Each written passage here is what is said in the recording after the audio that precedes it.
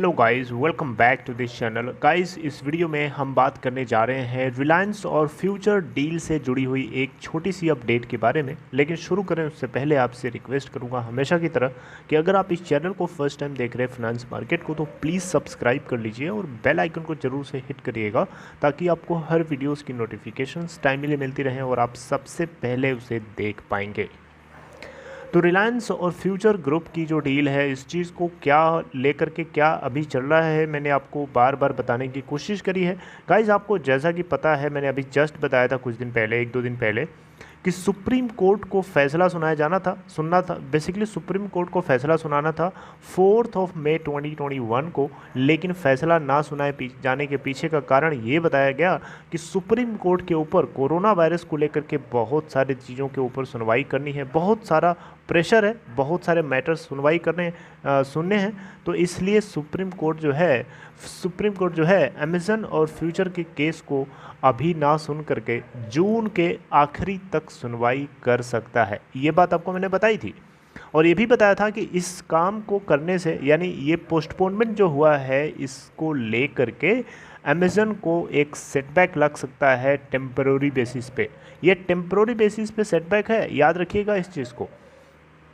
क्यों ऐसा इसलिए गाइस, क्योंकि अमेज़न बिल्कुल नहीं चाहता है कि इस प्रोसेस में देरी हो, क्योंकि सुप्रीम कोर्ट ने कभी इस बात को लेकर के रोका ही नहीं है। रिलायंस इंडस्ट्री और फ्यूचर ग्रुप के बीच की जो डील है, इसको इस बात को लेकर के नहीं रोका है कि ये दोनों आगे कोई भी इंटरनल जो प्रोसीडिंग्स हैं, यानी ट्रांसफ़र एम्प्लॉयज़ स्टाफ का ट्रांसफ़र करना या फिर इस तरीके के जो इंटरनल वर्क्स होते हैं, इन सभी को करने से या इन सभी को प्रोसीड करने से सुप्रीम कोर्ट ने अभी तक रोका नहीं है, जो कि बिल्कुल भी अमेज़न के खिलाफ है। बिल्कुल भी अमेज़न नहीं चाहता है कि ऐसा ये काम करें, राइट। इसी को लेकर के तो तिलमिलाया हुआ था, इसी को लेकर के तो बार बार सुप्रीम कोर्ट में घुसने की कोशिश कर रहा था। 2-3 बार स्पेशल लीव पिटीशन फाइल किया, जिसके चलते सुप्रीम कोर्ट को इस पॉइंट पे आकर के कंक्लूजन करना पड़ा कि दिल्ली हाई कोर्ट के अंदर जितने भी इसको लेकर के प्रोसीडिंग्स चल रही थी, उन सभी के ऊपर एक स्टे लगाना पड़ा और खुद के हाथ में फैसले को लेना पड़ा, जिसके ऊपर 4 तारीख को सुनवाई थी, लेकिन पोस्टपोन करके उसको जून एंड तक कर दिया गया है। अब यहाँ पे एक चीज़ आपको बताना चाहूँगा, अब ये रिलायंस और फ्यूचर की जो डील है, इसके बीच में जितना डिले होगा ये अच्छा नहीं होगा। मैंने आपको कई बार ये बताया है। क्यों नहीं अच्छा होगा भाई? इसलिए नहीं अच्छा होगा, ये हम फ्यूचर ग्रुप के पर्सपेक्टिव से देखें तो ये बिल्कुल भी अच्छा नहीं है। अब देखिए, सिंपल सी बात है, आपके सर के ऊपर अगर कर्जा लगा हुआ है और आप उस कर्जे को जितना जल्दी से जल्दी चुकाएं, उतना ही जल्दी आपके लिए बेहतर होता है। बताइए, होता है कि नहीं होता है? अगर इसी की जगह पे आपके सर के ऊपर कर्जा लगा हुआ है बहुत सारा, और आप उस कर्जे को जितना लेट करके चुकाएंगे, जितना डिले करके चुकाएंगे, उतना ही आपके लिए दिक्कतें बढ़ने वाली हैं, कम नहीं होंगी। ये बात आपको मानना पड़ेगा, आपको पता भी होगा। तो क्या फ्यूचर ग्रुप के ऊपर ये चीज़ अप्लाई नहीं होती क्या? बिल्कुल होती है। फ्यूचर ग्रुप के ऊपर जितना आज की डेट में कर्जा है, लगभग 20,000 करोड़ के आसपास, मैंने आपको बताया था। फ्यूचर रिटेल और फ्यूचर लाइफस्टाइल करके इनकी 2 मेजर कंपनीज हैं जिनके ऊपर सबसे ज़्यादा कर्जा है, राइट। तो इसको लेकर के इनके पास जो कर्जा है, इसी कर्जे को ख़त्म करने के लिए तो इन्होंने डील किया था। अगर ये डील टाइम से नहीं होगी तो फिर ये कर्जा तो बढ़ रहा है ना। कर्जा अगर बढ़ेगा तो फिर डील की वैल्यू कम हो जाएगी, कर्जा ज़्यादा हो जाएगा। तो फिर क्या मतलब रहा? 24,713 करोड़ की डील, अगर मान लीजिए कर्जा इनका बढ़ करके 25,000 करोड़ हो गया, तो फिर मतलब क्या हुआ उसका, है कि नहीं? तो यहाँ पे बेसिकली मेरा मानना ये है कि इस डील को डिले नहीं होना चाहिए, जितना जल्दी से जल्दी इसको भी करा देना चाहिए, क्योंकि ये भी बहुत ज़्यादा ज़रूरी है, राइट। फ्यूचर ग्रुप के पर्सपेक्टिव से अगर आप देखें, फ्यूचर ग्रुप के एम्प्लॉयज़ के पर्सपेक्टिव के हिसाब से देखें, तब तो यहाँ पे बेसिकली अभी एक सुनने में एक एनालिस्ट की तरफ से ऐसा बताया जा रहा है, मेरी ये बात नहीं है, याद रखिएगा, मैं ऐसे नहीं बोल रहा हूँ। यहाँ पे ये बात जो है एनालिस्ट की तरफ से निकाली जा रही है। एनालिस्ट इसके ऊपर इस तरीके से सोच रहे हैं, रिलायंस इंडस्ट्री लिमिटेड जो है, हो सकता है फ्यूचर ग्रुप के वैल्यूएशन को लेकर के फिर से एक रीनेगोशिएशन कर सकती है, ऐसा बैंकर्स का मानना है और कुछ एनालिस्ट्स का भी मानना है। यहाँ पे ऐसा क्यों?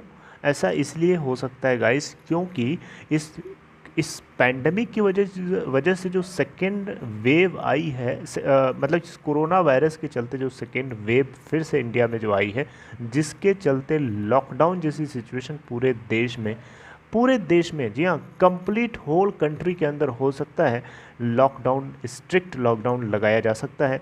प्राइम मिनिस्टर जो है अलग अलग चीफ मिनिस्टर से इसके ऊपर इंटरनल टॉकिंग कर रहे हैं, ऐसा सुनने में आया है, राइट। तो हो सकता है स्ट्रिक्ट लॉकडाउन लग जाए, और पार्शियल लॉकडाउन और सॉफ्ट लॉकडाउन तो ऑलरेडी स्टेट्स में लगाए जा चुके हैं, ये आपको अच्छे से पता है, राइट। तो यहाँ पे बेसिकली इस बीच में फ्यूचर ग्रुप की जो कंपनीज़ हैं, इन सभी कंपनीज़ ने अगर हम देखें तो ओवरऑल काफ़ी स्टीप लॉस जो है शो किया है।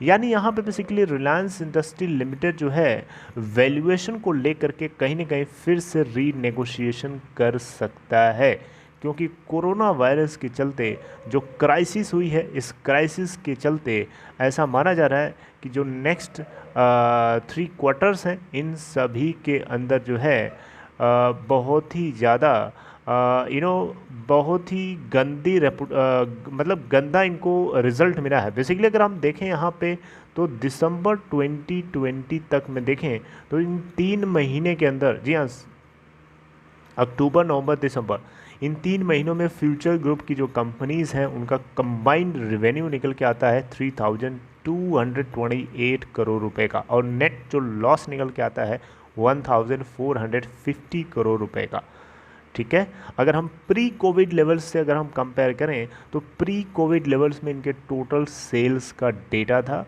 9652 करोड़ रुपए। तो कहीं ना कहीं ये बात रिलायंस इंडस्ट्री को ऐसा लग सकता है, क्योंकि इतना ज़्यादा जब लॉस हो रहा है, इतनी ज़्यादा इसकी वैल्यू गिरी है, क्योंकि रिलायंस इंडस्ट्री क्यों चाहेगा कि 24,713 करोड़ की जो डील है वो 25,000 समथिंग या 26,000 करोड़ में हो। रिलायंस इंडस्ट्री कभी नहीं ऐसा चाहेगा, वो हमेशा अपना फ़ायदा देखेगा, और उस केस में वो हर हाल में चाहेगा कि 24,713 करोड़ रुपए से कम अमाउंट में अगर डील नेगोशिएट हो जाती है तो और अच्छी बात है उसके लिए। लेकिन फ्यूचर ग्रुप के पर्सपेक्टिव से देखेंगे तो ये बिल्कुल भी अच्छी बात नहीं है, बिल्कुल नहीं अच्छी बात है, बिल्कुल भी नहीं अच्छी बात है। इसलिए ऐसा हो भी सकता है, ऐसा नहीं भी हो सकता है, मैं इसके ऊपर कन्फर्म नहीं बोल सकता। यहाँ पे बैंकर्स और जितने भी एनालिस्ट्स हैं उनका ऐसा मानना है कि यहाँ पे फिर से हो सकता है रीनेगोशिएशन हो।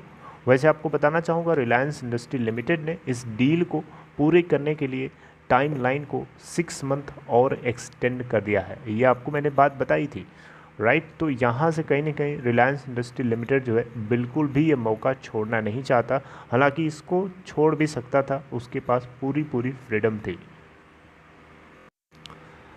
तो गाइस देखते हैं कि आगे क्या सिचुएशन इमर्ज होती है। अभी तो आपको पता है फ़िलहाल जो है जून के आखिरी तक हो सकता है सुप्रीम कोर्ट इसके ऊपर सुनवाई करे। मैं हो सकता है इसलिए बोल रहा हूँ क्योंकि कोरोना वायरस के चलते बहुत बुरा हाल है अपने देश का, तो कुछ भी हम कंफर्म नहीं बोल सकते कि जून के एंड तक होगा ही होगा। हो सकता है आगे भी डिफ़र हो जाए, भगवान न करे ऐसा हो, क्योंकि फ्यूचर ग्रुप की जो आज ज़रूरत है ना वो उतनी ही ज़्यादा ज़रूरी है जितना कि कोरोना वायरस से जुड़े हुए केसेस को सुनना, राइट। क्योंकि कंपनी इंडिया की है, इंडिया की कंपनी अगर नहीं रहेगी तो हमारा देश कैसे चलेगा।